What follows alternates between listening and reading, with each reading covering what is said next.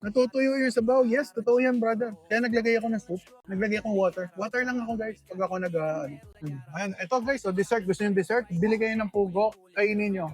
Dessert. O, di ba? This is yours? Kaya ito. Akala ko gusto niyo yung pugo eh.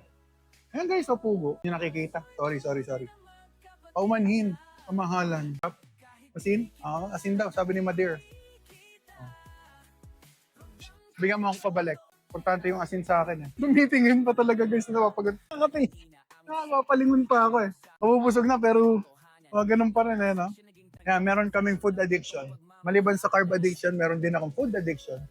Enjoy na enjoy ako kumain. Lalo na daw tatay ko. So yan ang lifestyle ni Whisper Max. Yan, may uhulihin tayo guys. Ready na ba kayo? May uhulihin ako dito. Ito na. Manguhuli tayo. Nare-reverse yung diabetes. Ayaw lang nilang sabihin na reverse. Ang tawag nila remission. Kasi Whisper, wala na akong gamot sa diabetes. Mahigit 1 year na. Thank you. Ayan, nakahuli tayo, brother. Nakahuli tayo ng beef. Ayan na.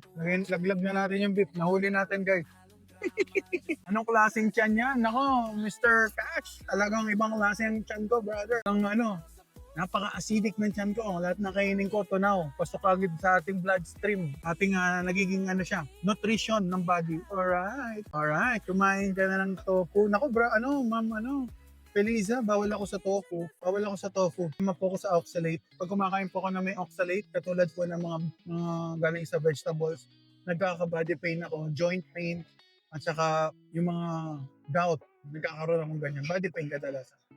Sir, anong size ng t-shirt mo? Ano to? Sa Philippine size, guys, 5X. Pero dati hindi kasya sa akin to. Dati. Pero ngayon kasya. Sa abroad, kung galing abroad, nasa 3X. Pag Pilipinas dati, 5X pa nga eh. Pampatimpla, asin, yes ma'am. Pang, ma'am. Rock salt gamitin nyo guys, wag iodize. Pero wala lang akong choice kasi wala daw silang rock salt ngayon. So, yan. More on meat talaga. Yes, kung gusto nyo maging healthy, kung may mga sakit na kayo, focus kayo sa meat. May enjoy nyo pa yung buhay. Kasi si best friend niya dati puputo lang pa. Hindi na ako makakain ng no, guys. Dahil diabetic na, pati liver. As option, mag-low carb, ketovore or carnivore.